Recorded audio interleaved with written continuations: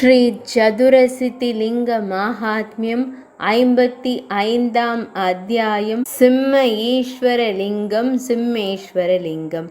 குறிப்பு: அழகான நிறத்திற்காக தவம் செய்யும் போது அன்னை பார்வதியின் கோபத்திலிருந்து ஒரு சிங்கம் பிறந்தது. அவள் சிங்கத்தை மகா காலவனத்திற்கு அனுப்பினாள். அங்கு அவர் ஒரு தெய்வீக வடிவத்தை அடைந்தார். எனவே அன்னை பார்வதி அதற்கு பெயரிட்டார்.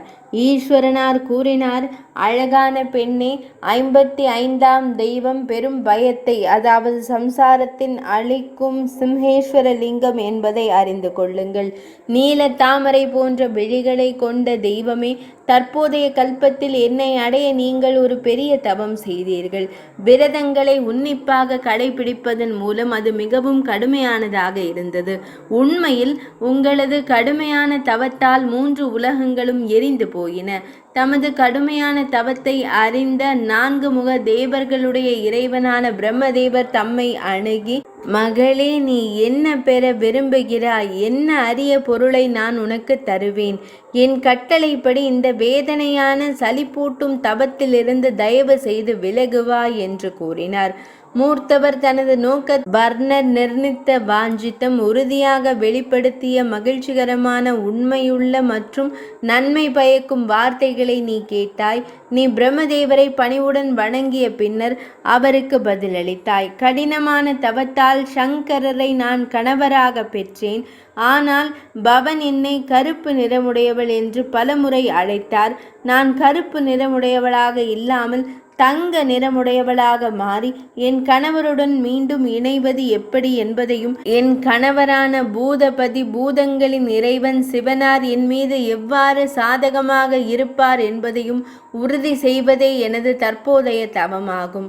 உமது வார்த்தைகளை கேட்டதும் உலகங்களின் தாத்தாவும் வரங்களை அருள்பவருமான நான் முகனாரான பிரம்மதேவர் கூறினார்: அப்படியே நடக்கும். சிறிது காலத்திற்கு பின்னர் உங்கள் விருப்பம் நிறைவேறும். உங்கள் வடிவம் மகிமையால் பிரகாசிக்கும். நீங்கள் கௌரி என்ற பெயரால் அறியப்படுவீர்கள். பிரம்மதேவர் பரமேஸ்வரரின் வார்த்தைகளை கேட்டதும் சிறிது காலத்திற்கு பின்னர் எதிர்காலத்தில் ஆசை நிறைவேறும் என்பதால் நீங்கள் கோபமடைந்தீர்கள். உங்கள் கோபத்தின் காரணமாக ஒரு சிங்கம் உங்கள் வாயிலிருந்து வெளிப்பட்டது.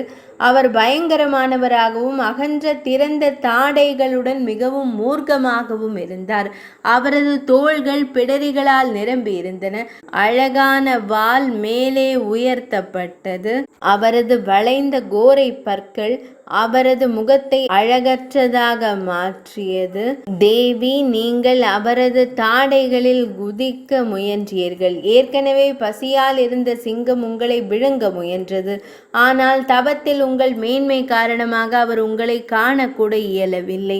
உங்கள் தவம் மற்றும் மகிமையின் சக்தியால் அவர் திடீரென்று எரிந்து போனார்.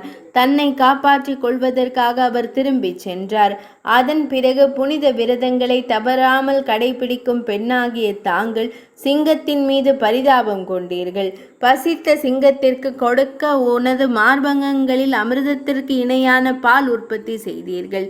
இருப்பினும் அவன் ஒரு தீய எண்ணம் கொண்டிருந்ததால் தன்னை மிகவும் எரித்து கொண்டதாக உணர்ந்தான். அவன் கூறினான்: தாயே, தமது ஒளியால் நான் வெந்து விட்டேன். நான் தீயவன், கெட்டவன். நான் பாவ அவதாரம். நான் தங்களால் படைக்கப்பட்டு இருந்தாலும் தங்களை விழுங்க விரும்பும் அளவிற்கு தீய எண்ணம் கொண்டவனாகிவிட்டேன்.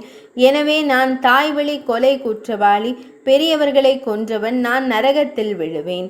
உன் துயர மகனின் வார்த்தைகளை கேட்டதும் பெரிய விழிகளை கொண்ட பெண்ணே, தாம் தாய் பாசத்துடன் சிங்கத்திடம் கூறினீர்: அன்பு மகனே, பாவத்தை அளிக்கும் புனித தலம் என்று ஒன்று உள்ளது. மகா காலவனம் என்று அழைக்கப்படுகிறது. என் கட்டளைப்படி விரைவில் அங்கு செல்வாய். கண்டேஸ்வர தேவரின் அருகிலேயே பகவானே உருவாக்கிய ஒரு சிறந்த லிங்கம் உள்ளது. அந்தகாசுரனுடன் தேவேந்திரன் ஒடுக்கப்பட்ட போது, அந்தகாசுரனுடன் சண்டையிட்ட போது உன்னத ஆன்மா கொண்ட சங்கரரின் சிங்க கர்ஜனையிலிருந்து அது வெளிப்பட்டது.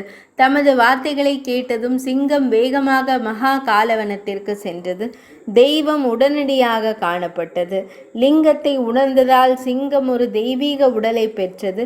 லிங்கத்தின் மீது உனக்குள்ள அன்பின் காரணமாக தேவி பார்வதி நீ ஒரு சிங்கத்தின் வடிவத்தை எடுத்து அங்கு சென்றாய். என் அன்பே, விரைவில் இந்த லிங்கத்தின் சக்தியால் தெய்வீக உடலை பெற்ற சிங்கத்தை கண்டாய். கண்டவுடன் மிகுந்த பிரகாசம் கொண்ட சிங்கமே, நீ மிகவும் மகிழ்ச்சி அடைந்தாய். சிறந்த முகபாவனை கொண்ட தெய்வமே, தாம் இந்த லிங்கத்திற்கும் பெயரிட்டீர். சிங்கம் லிங்கத்தை உணர்ந்ததன் மூலம் தெய்வீக உடலை பெற்றதால் இந்த தெய்வம் பூமியில் சிங்கேஸ்வர தேவர் என்று நன்கு அறியப்படும்.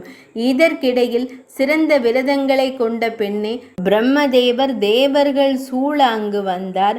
அழகான பெண்ணே, அவர் தம்மிடம் கூறினார், தமது கோபத்தால் புறப்பட்ட சிங்கம் தமது மகனாகும். எனவே தெய்வமே, அவன் சந்தேகத்திற்கிடமின்றி உன் வாகனமாக இருப்பான்.